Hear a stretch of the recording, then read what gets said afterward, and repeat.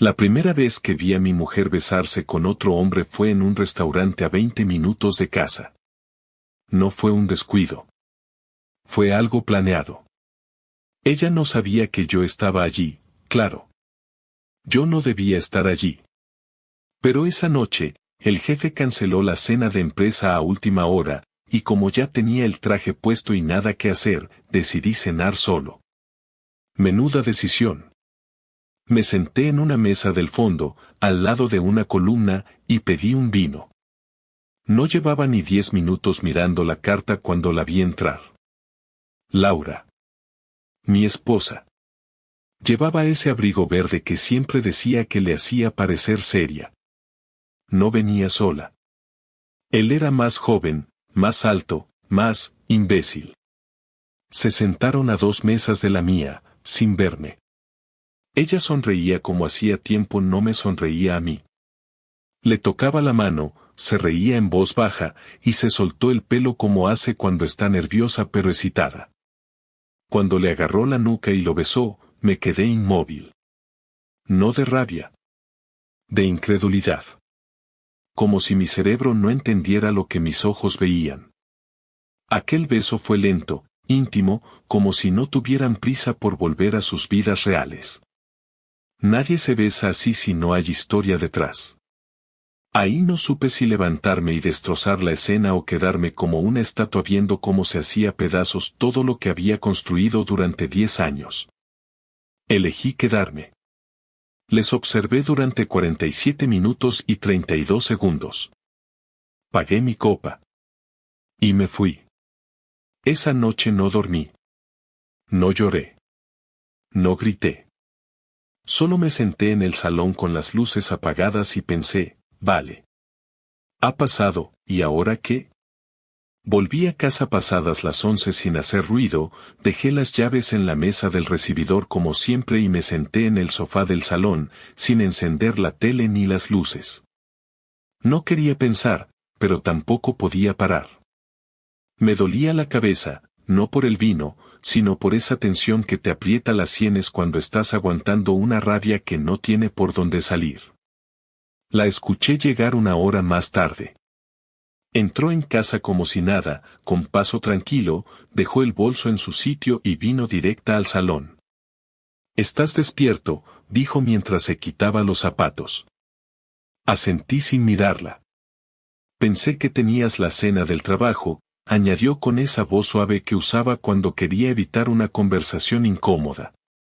Le contesté que la habían cancelado y que decidí salir a cenar solo. No me preguntó más. Me dio un beso en la frente como si fuéramos 2 compañeros de piso que se toleran y subió a ducharse. Esa noche no la seguí. No le dije nada.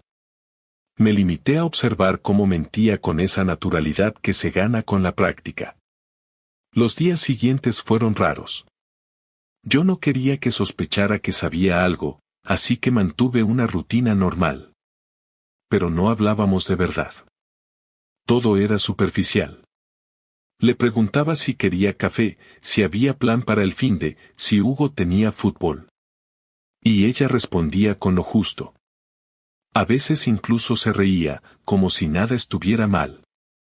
Y eso me jodía más. Esa capacidad de fingir normalidad mientras me ocultaba una relación con otro hombre a solo unos kilómetros de casa. Intenté mantener la calma, pero por dentro era como si cada palabra suya me empujara más hacia un borde del que no sabía si quería volver. El viernes siguiente volví antes del trabajo. Fingí estar enfermo y apagué el teléfono. Tenía una idea, no muy madura ni muy elegante, pero era lo que necesitaba hacer. Laura había dicho que saldría con sus amigas esa noche, algo que ya sonaba sospechoso, porque las 2 veces anteriores que usó esa excusa había salido con el mismo abrigo y vuelto oliendo a un perfume que no usaba ella. Así que a las 8, cuando dijo que se iba, la seguí. No fue difícil. Cogí el coche de mi hermano, que me había prestado unos días antes, y la esperé a 2 calles de casa. Ella salió puntual, con ese abrigo verde otra vez, andando despacio y mirando el móvil. Tomó el metro y bajó en la estación de Colón. La seguí a distancia, sin que me viera, y la vi entrar en un bar pequeño, medio escondido en una calle lateral. Esperé media hora. Pensé que igual estaba sola. Me obligué a esperar. Y cuando finalmente decidí acercarme y mirar por la ventana, ahí estaba él. El mismo idiota del restaurante. Ella reía mientras él le acariciaba el brazo y le decía algo al oído. Ella se levantó, fue al baño, y él se quedó mirando su copa, tranquilo, como si estuviera en su casa. Me bastó. No quise entrar. No quise armar una escena. No quería gritar, ni pelearme con un tipo al que no conocía. Volví al coche y conduje sin rumbo durante una hora. Paré en una estación de servicio, compré un bocadillo que no toqué y me quedé en el coche mirando la nada. La rabia no venía sola. Venía con preguntas. ¿Cuánto tiempo llevaba esto? ¿Era el primero? ¿Era solo sexo o había sentimientos? ¿Se reían de mí en su cama? ¿Y Hugo? ¿Qué iba a pasar con él si esto se convertía en guerra? ¿Ella lo traía a casa cuando yo no estaba? ¿Habían usado mi almohada? Me sentía estúpido, humillado, usado. Como si mi rol en esta historia fuera solo pagar facturas, cuidar del niño y servir de coartada. No sabía si estaba más dolido por la traición o por la forma en que ella la había llevado, con esa tranquilidad, con esa falsa dulzura que me daba por la mañana mientras pensaba en el otro. Esa noche no volví a casa. Dormí en el sofá de mi hermano. Le dije que necesitaba desconectar, que Laura y yo habíamos discutido. No hizo muchas preguntas. Agradecí eso. Al día siguiente volví temprano, antes de que Hugo se despertara. Laura ya estaba en casa. Me preguntó si había dormido bien. Le dije que sí. Me ofreció café. Lo acepté. Y durante toda la mañana actuamos como si fuéramos un matrimonio feliz. Llevamos a Hugo al parque, comimos pasta, vimos una peli. Todo normal. Todo falso. Ella no sabía que yo ya lo sabía. Y yo no estaba listo para decirlo. Pero sabía que no podía seguir así mucho más. Cada vez que la miraba, veía su mano en la nuca de ese tío. Cada vez que me hablaba, escuchaba sus risas en aquel restaurante. Cada vez que me sonreía, pensaba en cómo se le iluminaban los ojos con él. La relación ya no existía. Solo quedaba la fachada. Y tarde o temprano, alguien tenía que romperla. Esperé hasta el domingo por la noche. Hugo ya dormía, y ella estaba en la cocina limpiando los platos mientras silbaba una melodía que no reconocí. No era su costumbre silbar, y eso me irritó más de lo que debería. Me senté en la mesa del comedor sin decir nada, observándola moverse como si no cargara encima una traición. Esperé a que terminara, y cuando se giró para preguntarme si quería un té, le respondí con la misma tranquilidad que había usado ella tantas veces para mentirme. Le dije que el viernes la había seguido, que sabía perfectamente con quién estaba y dónde. No subí la voz, no la insulté, no di golpes. Solo lo dije, directo, como si fuera una frase cualquiera, como si estuviera comentando que se había olvidado la compra del súper. Se quedó quieta, como si no hubiera entendido. Después dejó el trapo sobre la encimera y se apoyó contra el fregadero. No dijo nada durante al menos 10 segundos. 10 segundos en los que no mostró ni arrepentimiento, ni miedo, ni sorpresa. Solo un gesto de resignación. Finalmente, preguntó en voz baja, ¿me seguiste? Le dije que sí. Me preguntó si la había visto con él. Respondí que sí. Me preguntó si pensaba hacer una escena. Le dije que no.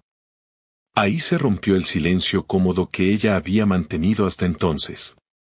Empezó a hablar de forma atropellada, sin mirarme directamente, diciendo que no era lo que parecía, que no sabía cómo habíamos llegado hasta ahí, que todo se había complicado demasiado, que no lo tenía planeado, que no había sido con mala intención, y otras frases que claramente tenía preparadas desde hace tiempo pero que no terminaban de encajar con la forma en la que había actuado en las últimas semanas. Le pedí que dejara de hablar, que se sentara, que no hacía falta que me recitara un discurso. Se sentó, más por inercia que por obedecerme. Respiró hondo, me miró por primera vez y dijo, no quería hacerte daño. Esa frase sí me tocó una fibra sensible, porque durante un segundo me dieron ganas de reírme, pero no por humor, sino por rabia. ¿No quería hacerme daño? ¿Cómo se supone que se traiciona a alguien durante semanas sin hacerle daño? ¿De verdad se lo creía? ¿O simplemente era lo que había que decir en ese momento? Le pregunté si seguía con él. Bajó la mirada y dijo que no lo sabía. Le pregunté cuántas veces se habían visto. Dijo que no recordaba exactamente. Le pregunté si habían estado en nuestra casa. Negó con la cabeza, demasiado rápido. Le dije que no tenía sentido mentir más. Se quedó callada. Le pregunté si había pensado en decírmelo, en algún momento, o si pensaba seguir con la mentira hasta que algo la obligara a confesar. No respondió. Le pregunté si estaba enamorada de él. Dijo que no, pero que tampoco sabía si seguía enamorada de mí. En ese momento, no sé si fue la peor parte de la conversación o la más necesaria. Porque escuchar de su boca que ya no sabía si me quería, aunque doliera, al menos dejaba claro que la historia que yo pensaba que era nuestra, para ella ya era otra cosa. Empecé a levantarme, pero me detuvo. Dijo que no quería que esto terminara así, que necesitábamos hablar, entender lo que había fallado, que no todo era blanco o negro. Le respondí que no me interesaba entender lo que para ella era gris. Lo único que me importaba era que había tomado una decisión a mis espaldas, que había puesto en riesgo nuestra familia, y que ahora quería negociar términos como si estuviéramos hablando de un contrato. Me dijo que no sabía por qué lo había hecho, que estaba perdida, que últimamente se sentía desconectada, invisible. Le dije que yo también me había sentido así, pero que nunca pensé que la solución era abrirme de piernas con otra persona. Ahí me miró con odio, como si la ofensa fuera mía, no suya. Me preguntó si pensaba irme. Le dije que no lo sabía. Me preguntó si le iba a decir a Hugo. Le dije que él no tenía por qué saber nada todavía. Me preguntó si pensaba contarle a mi familia. Le dije que tampoco. En ese momento, se levantó y se encerró en el baño. Escuché cómo giraba la llave y luego silencio. Me quedé en la mesa, mirando una taza vacía que no había usado nadie. No tenía plan, no tenía decisión, no tenía nada claro. Solo sabía que la mujer con la que compartía cama, techo e hijo había dejado de ser mi esposa hacía mucho más tiempo del que yo había tardado en descubrirlo. Dormí en el sofá esa noche, no porque quisiera castigarla ni porque no soportara estar en la misma cama, sino porque necesitaba espacio físico para poner en orden todo lo que se había roto dentro de mí. Y aunque no lloré, esa fue la primera noche en muchos años que me dormí con los puños cerrados y la mandíbula apretada, como si mi cuerpo aún no entendiera que ya no estábamos en la misma guerra. A la mañana siguiente me desperté con la espalda destrozada, el cuello tenso y la sensación de que todo lo que había pasado la noche anterior era una mezcla de sueño y malestar físico. Pero bastó con oír sus pasos en la cocina para que todo regresara con más claridad de la que hubiera querido. El olor a café era familiar, el ruido de la taza al tocar la encimera también, pero lo que ya no encajaba era esa normalidad que ella intentaba imponer como si todo pudiera volver a ser lo que fue solo con fingirlo. No le hablé. Pasé por su lado, me serví un poco de café y me fui directo al cuarto de Hugo. Él dormía todavía, envuelto en su manta con los pies al aire. Lo tapé sin decir nada y cerré la puerta. En ese momento, no pensé en divorcio, ni en abogados, ni en venganzas elaboradas.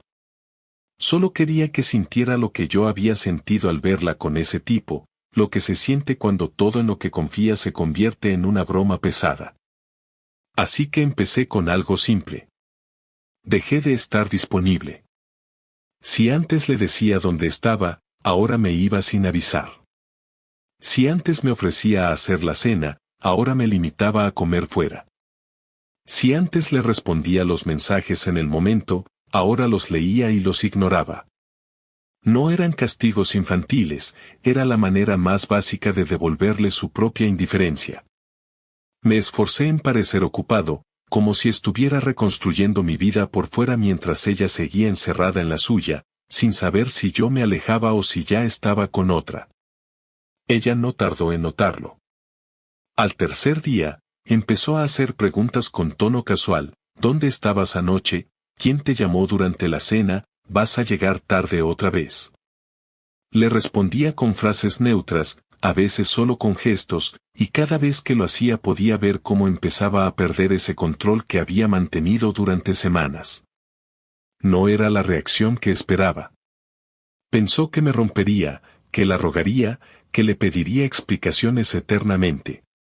Pero en vez de eso, me había convertido en una versión de mí que no reconocía y que ella tampoco podía manejar. Una tarde, mientras yo estaba en la terraza revisando unos documentos del trabajo, se sentó a mi lado y me soltó sin rodeos que me notaba distante, que parecía otra persona.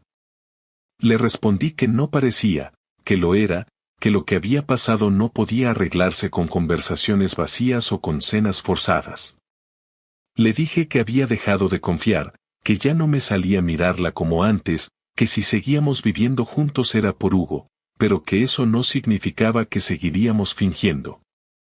Ella intentó justificarse otra vez, volvió con el discurso del cansancio, del vacío, de que no buscaba amor en el otro tipo sino solo sentirse viva, como si yo no tuviera derecho a sentirme muerto en todo este proceso.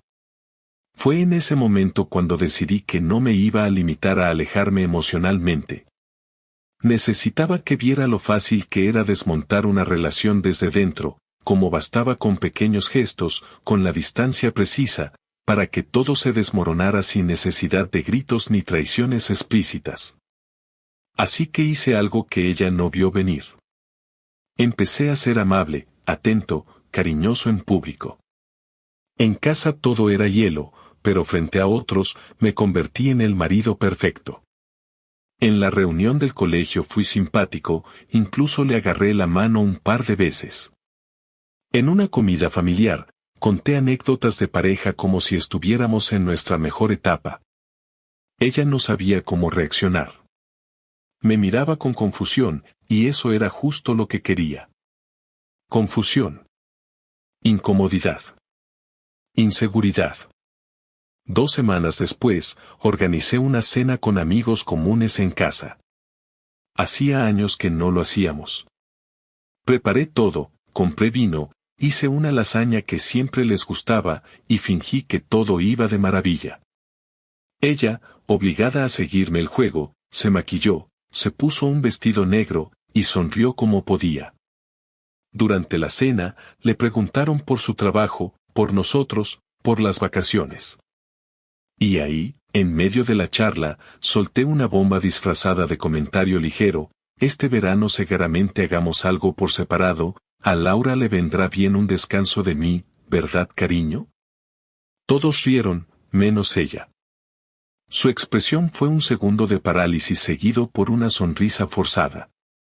Sabía perfectamente que no era una broma. Sabía que esa frase era un mensaje directo. Esa noche, cuando los invitados se fueron, no hubo discusiones. Solo se sentó en la cama y me preguntó si de verdad iba a hacer esto.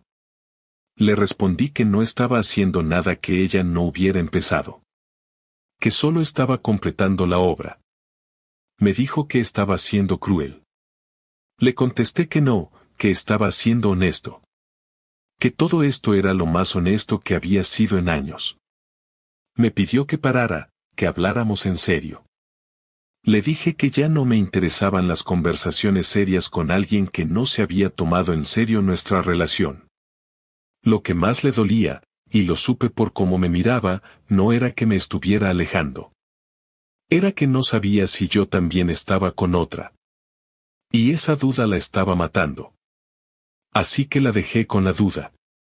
Porque a veces, el silencio castiga más que cualquier palabra. Y porque no me decía respuestas, no después de haberme quitado la seguridad que yo le había dado durante una década entera sin pedir nada a cambio. La tensión llegó a un punto que ya no se podía ignorar.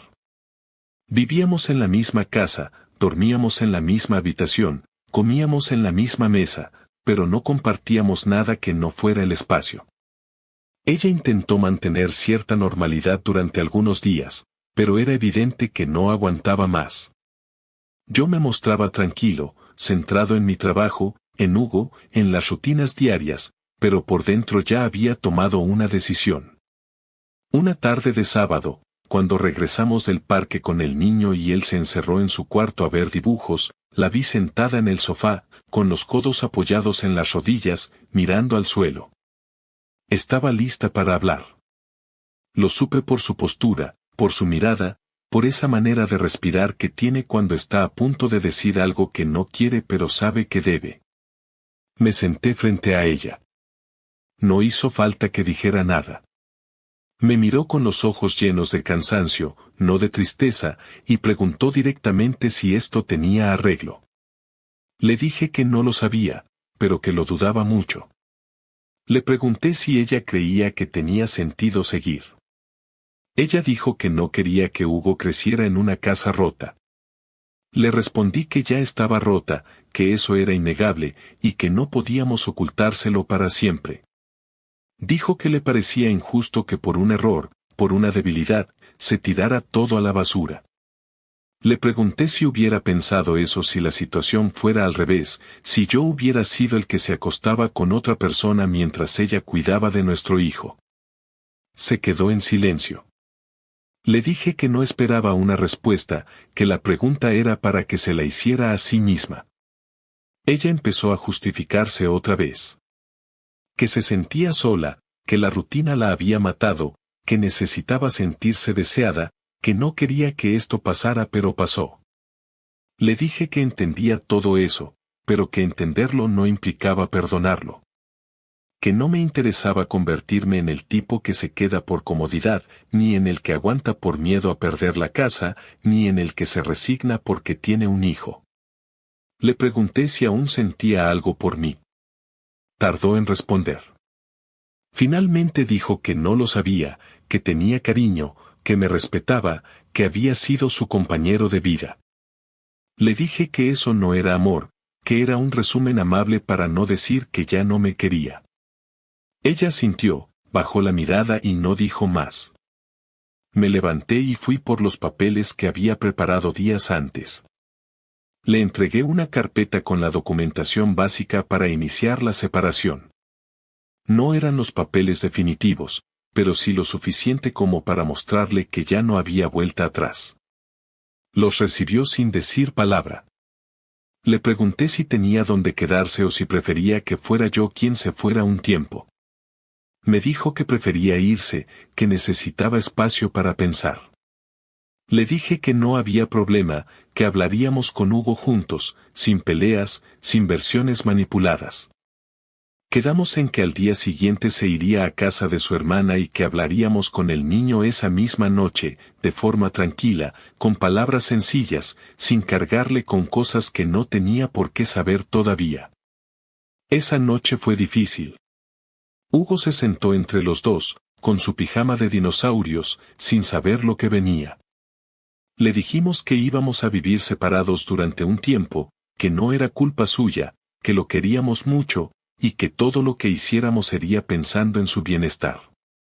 Él no lloró, pero se notaba que no entendía del todo. Hizo algunas preguntas, simples pero duras. ¿Quién se va? ¿Seguiré viéndolos a los dos? ¿Es porque se pelearon?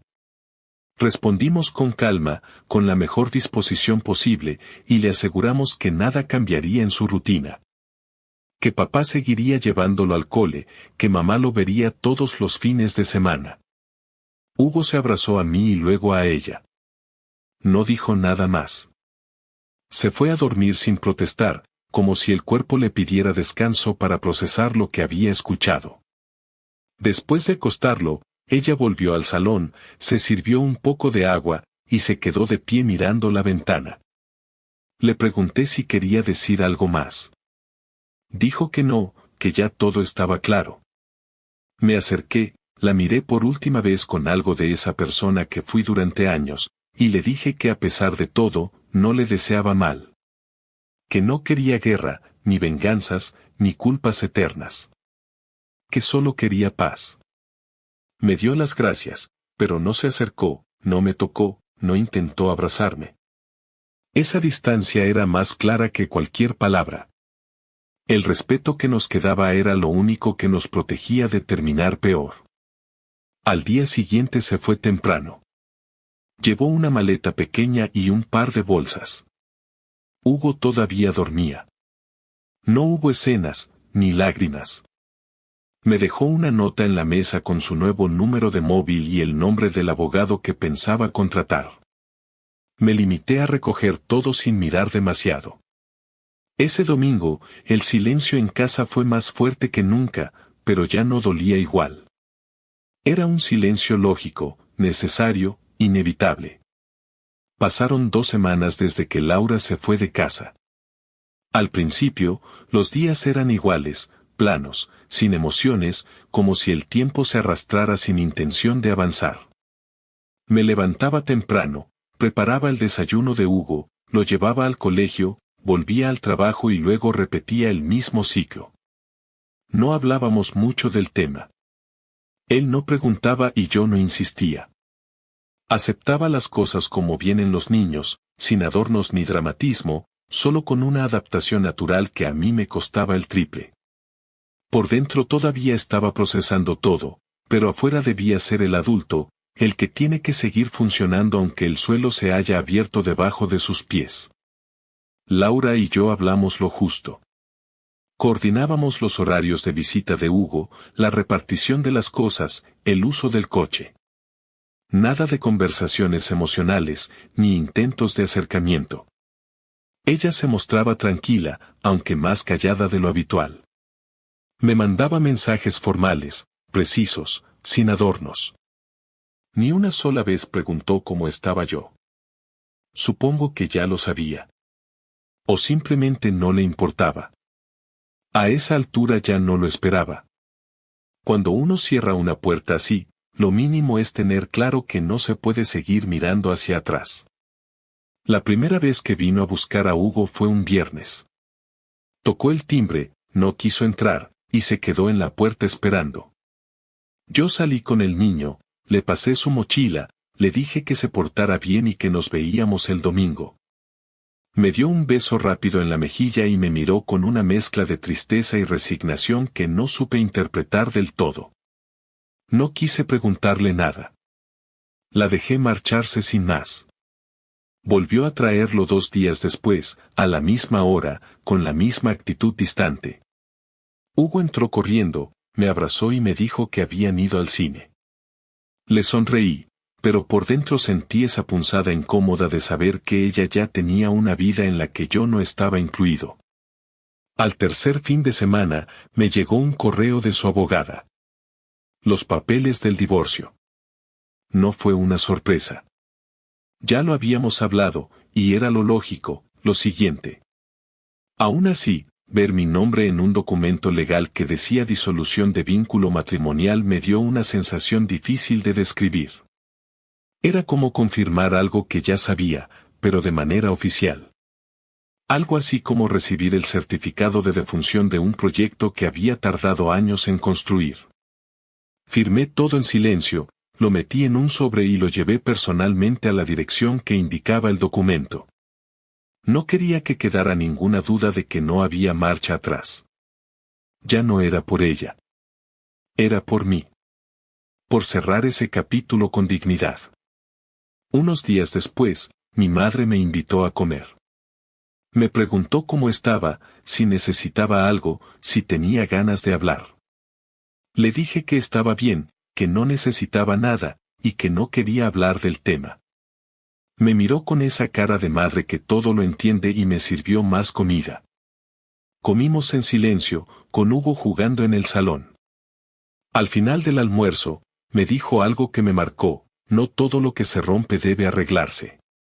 A veces, lo más sano es dejar que quede roto. No supe qué responderle, pero asentí.